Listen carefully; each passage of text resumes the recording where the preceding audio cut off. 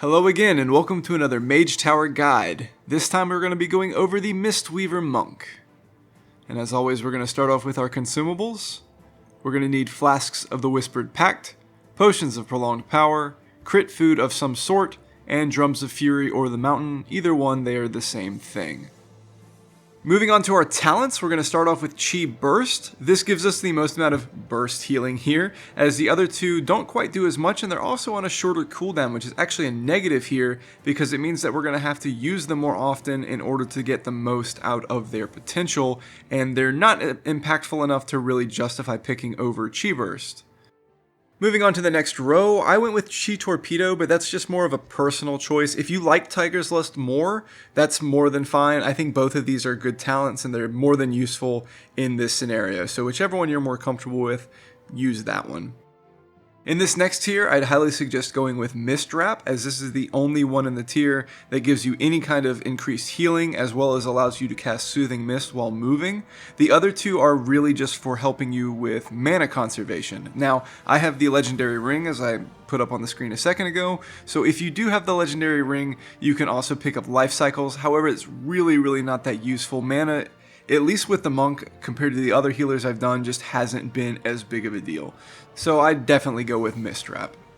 In the next tier I went with Leg Sweep, as having an AoE stun is super useful in this. And in the next tier I went with Healing Elixir over Dampen Harm, and that's mainly because it's just an easier ability to use. You can basically just use it as a passive. However, if you are better at playing this class, Dampen Harm can be extremely good, especially for when you're dealing with the soldiers. So either one of these is obviously usable.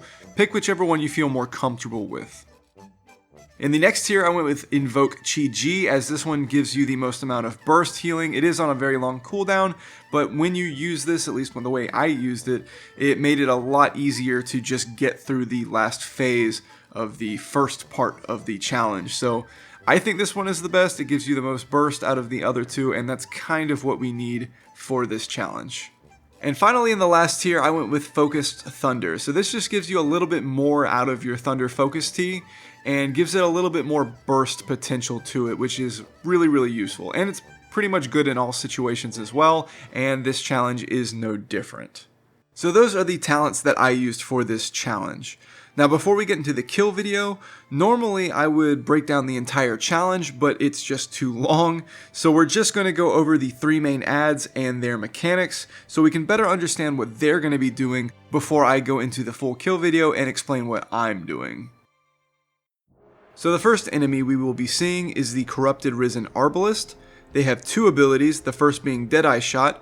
This will just target a random member of the group and deal damage to them. And the second ability is called Mana Sting. This is a blue arrow on the ground that will be pointed towards you, and if it hits you, you will lose mana and take a lot of damage. The mana part is what actually really matters here. The way to avoid this is make sure that there is a party member, specifically the tank, between you and the Herbalist, making the Herbalist hit the tank and him having to take the dot. The second enemy we will be fighting is called a Corrupted Risen Mage. They only have one ability, which is called Arcane Blitz. Each time the mage successfully casts Arcane Blitz, he will gain a stacking buff which will increase its damage, so you'll need to stun him to keep this from going too high. And the last major enemy we will be seeing is called a Corrupted Risen Soldier. They have two abilities. The first one is called Knife Dance. This will be a channel that they will cast that will deal damage to the entire group. And the second ability is a Fixate. This will almost always go on you, and if they catch up to you, they will deal a lot of damage, so you'll need to make sure that you can run away from them. However, sometimes it does go on other random members of the group, so just be aware who has the Fixate and make sure they're topped off with healing. So those are the three major enemies we're going to be dealing with in this encounter. So everything else I will explain during the kill video, which we will be going over right now. Okay, so the first thing I'm going to be doing here is dropping my Transcendence point somewhere around the middle of the room. The reason why I do this is because it emits an AoE slow around it, so when the soldiers come out, we're going to be wanting to drag them through this point back and forth to keep them away from us and to reduce our overall damage taken. So the first wave here is just one Herbalist, so we're going to try to help out with some damage as well as start spreading some heals around the group with our Rejuvenating Mist. So Mana Sting comes out. The first thing we're going to do here is just kind of put a Paralyze on it to reduce the amount of damage we're going to have to deal with early on, as there's really no reason to have to deal with these Mana Stings, especially when it's just an Herbalist. So just helping kill it, and then moving on to the next group. So this is one Mage and one Herbalist. So the focus will be on the Mage here. Now, I should have just let it get to 3 stacks, but I was just a little bit late with the global, and it got to 4. Got really close to messing up my tank. But fortunately there I was also able to get paralyzed back on the Herbalist. So that helped reduce a lot of the incoming damage right there. So just helping kill off this Mage. Now I was going to go for a Paralyze, and then I realized it wasn't going to be off cooldown. So I did have to let the tank get it, and then just heal him back up. But as you can see, it does deal a lot of damage. So whoever gets hit by the Mana Sting, make sure you're ready to heal them up, as it can do a chunk of damage. So here just doing another Paralyze, and then helping them kill it off.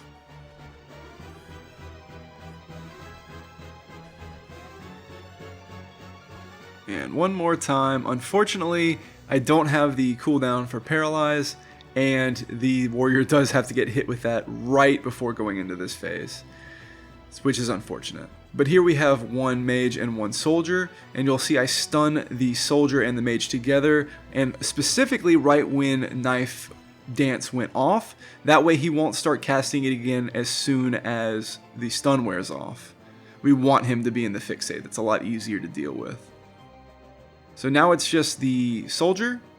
So every time Knife Dance comes up, I'm just going to go ahead and paralyze him, because I feel like dealing with the Fixate is a lot easier for me than dealing with the AoE damage that Knife Dance does.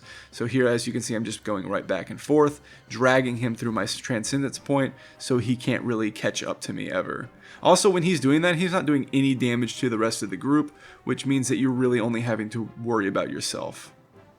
So here, kind of the same idea, except we've got 2 soldiers. So again, waiting for Knife Dance to start, then we do an AoE stun, and now we're going to have to run, as we're going to get the double Fixate, and we're going to want to drag them through the slow, and just try to keep our distance as much as we can. They will eviscerate you if they can stay on you for too long, so you will have to do something to make sure that they're not just hammering away at you. So here what you want to do once the Mage is dead is find the one that they're not targeting, the rest of your group that is, and paralyze the other one. If you paralyze the one they're targeting, they will switch to the other one and never switch back until they kill it. So we just want to paralyze the one that they're not on, so that they finish killing the other one quicker, the one that's already lost more health. Once one is down, you can kind of treat it the same way I treated the singular one last time, and interrupt the Knife Dance just to, again, not have to worry about as much healing, and kite him around the room. And then help finish killing him off once he is done with the Fixate. So we've got one last wave here, which is one Mage, one Soldier, and one Herbalist. Again, we want to kind of treat it the same way here with the stun, waiting for that Knife Dance, and then throwing out our stun. This is where we don't have to worry about cooldowns as much. As you can see, I already used Chi Ji. And I mainly want to just stay close to my group because of the Herbalist, and just trying to keep everything close together with healing. Don't worry about any extra mana you have. You know, use it all, because this is the last stage of this part of the encounter, and after you'll have a chance to get back mana. So here he's about to get too low, so I use Life Cocoon on him there, the tank that is. And here it was kind of hard to tell where he was, so I kind of have to position myself in kind of a weird way, but fortunately I was able to get off my Paralyze on the Herbalist, and that makes it obviously a lot easier. So the basic gist of this is focus the Mage, then focus the Soldier, and then focus the Herbalist. If you can get extra usage out of Paralyze, that's how you're going to make this a lot easier on yourself, especially when things start going chaotic. You know, make sure you're paying attention to where the Herbalist is and try to get a Paralyze on him. Mitigating the Herbalist damage will really help you survive the early phases of this, because the Monk seems to have the hardest problem with that dot compared to some of the other healers I've done it on, and paralyzing it really helps out. And just FYI, as soon as you run into this room, it will start in the next part of the encounter, so if you want to get your mana back, do so before going into this room. Once you get control over your character again, you'll be doing this little gauntlet thing, and you'll have 5 minutes to do it. You'll start off with these flickering eyes that will deal damage to you whenever they explode, as well as whenever you hit them. So take your time here, make sure you're not rushing. You do have plenty of time, so pay attention to your health and make sure you're keeping yourself around or above 75%-ish. But really there's no reason to rush with this. Just take them down and take care of your health. So as you can see right there, I realized I was taking too much damage, backed off for a second, got some extra heals in before killing that final eye. And now what I'll do here is I'm going to pull these bats and this Dominator back into this room. I'm going to spin to win to cleave them all down, and then finish off with a Chi Burst, and then focus on the Dominator. No real mechanics to look out for right here, it's just attack damage. So make sure we're staying away from these orbs. You can just kind of spin past them if you want. And then here we're going to target the guy running around, and we're going to cleanse him immediately. And then we're going to use an essence font to start healing these 3 guys on the sides of the room. We want to make sure that we're healing these guys up ASAP, because if they run out of health, then we'll actually have to fight them. And that's just unnecessary. And that's fairly easy to do. Just make sure you're not wasting any time as soon as that gate goes down. Once all 3 of these are healed, we can pull the Herbalist in the back, and here we just want to kill it as fast as possible. He will have time to do 1 mana sting, so once that goes out, you can either stun him or paralyze him, either one, it doesn't really matter. Stun's probably the more efficient way to go. And once the Herbalist is down, we'll go back up to this gate and activate it. And again, we can just spin to win all the way up to the top. And we don't even have to worry about what they actually do. And here we've got the last couple of adds. As you can see, we have like 3 minutes left, so we've got plenty of time. We're going to be focusing this Dread Corruptor. I went ahead and cleaved down an extra eye just because I had plenty of health. And then I'm going to finish off this Corruptor. I'm going to get my health back and then finish off the last 2 eyes, and then we'll be done with this segment. So just the same as the eyes before, and then we'll have time to get our mana back and prepare for the last stage. So any cooldowns that you still have on cooldown, you can go ahead and wait for those to recover before going into the last phase. So in this phase, we're going to need to be keeping our own guys alive, but at the same time, we're going to be needing to heal up these ghosts that are going to be spawning around the room as well. And if we don't, we're going to have to deal with them in a second phase after it. And the more that we have to deal with, the less likely we're going to be successful. So in a perfect world, we want to heal all of them up to full. So here, what we're going to do is just start getting the heals out on our own group to make sure that they don't die, while we wait for the first spawns of ghosts. So here they are. I'm going to use Chi G for this first one, and then I'm going to use Thunder Focus Brew, or Thunder Focus Tea, to do a Enveloping Mist on the right and Enveloping Mist on the one in the back, and then heal those both up with Effuses before going to the one on the left to do that same kind of combo, which is a Enveloping Mist and 2 Effuses. That should be just about enough to get any of these guys to full, and it's a really good combo to use in general. So for this one, I'm going to kind of do the same thing, Enveloping Mist on one of them, one on the other one, and then a Revival.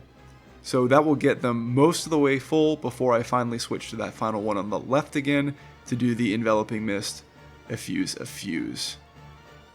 Remember, each time after in between these waves to switch back to your own guys and top them up. And here, since I got all 3 in both of the first 2 waves, I only have to focus on 2 of them. I'm going to go ahead and use drums though anyway, use the Effuse combo that I just talked about, Enveloping Mist, Effuse. And that's all that I needed to do. So here you have a slight chance to recover your mana if you're quick enough. So right there, I barely got it off, and then we're in the final phase. So what we're going to do here is we'll have this debuff on us called Ignite Soul, and you will deal damage to the rest of your group depending on how much health that you currently have. So you want to be kind of low with it. However, you want to keep yourself just a little bit higher than that. As you can see, I almost die right there. The tank's almost dead. Things almost go horribly wrong right away. So what you honestly want to do is hang out around 50% health. That's kind of the safe zone to be at. Maybe duck down to around 40 right before it goes off, but then be ready to heal yourself up as soon as Ignite Soul detonates, because most likely Erdris is going to jump on you right away, and that will deal a lot of damage as well. It basically forces one tick of the puddle as soon as he does that jump, and you'll most likely always get a second tick as well. So be ready at the very least. Like right here, what I'm going to do is already be casting Enveloping Mist right when he jumps so that it goes off right as he lands, and I get my health back right away. I know that was like an extremely long run-on sentence, but hopefully that makes a little bit of sense. So again, I'm just going to kind of be moving around the room here to spread out this puddle so it doesn't take up the entire room right away, and healing myself right after Ignite Soul goes out. So right here, since I don't have Ignite Soul on me, I can keep myself a little bit higher and only worry about dipping right before it goes off. So right here, I can kind of get a little bit more damage taken, and then again go right back into healing the group. So here I've left myself with 2 spots left that I can use, which is more than enough. Again, one last Ignite Soul. I'm going to start bringing my health down a little bit. He gets one more jump on me, and then let this one go off, and then heal up the group one more time. One more jump, and that's all he had left in him. So there you go. That's kind of how you're going to handle that. Again, you want to hold yourself around 50%. That's kind of the important thing to take away there. As you saw at the beginning of that phase, I kept myself just a little bit too low. It was almost too much, but fortunately I had just enough health to continue in this phase. So yeah, that's really the only thing tricky about the last phase, is just trying to find that balance between having enough health that you're going to survive the leaps that he has, but also making sure that you don't have too much health that you're wiping out your group when Ignite Soul goes off. So finding that balance is really the key there. So I think 50% is a good place to start off with. But yeah, that's the challenge in its entirety. Please let me know if you have any questions or comments, and let me know what you think about this one. Me personally, I'm not a huge fan of the healing challenges. Like, I like them at the individual steps by themselves, but as a whole challenge, it's just really long, especially compared to the other challenges, the DPS and the tank ones. I would have preferred something a little bit shorter in general, but you know, it is what it is. The individual parts, I think, are still good. So let me know what you guys think, and I will see you guys in the next video.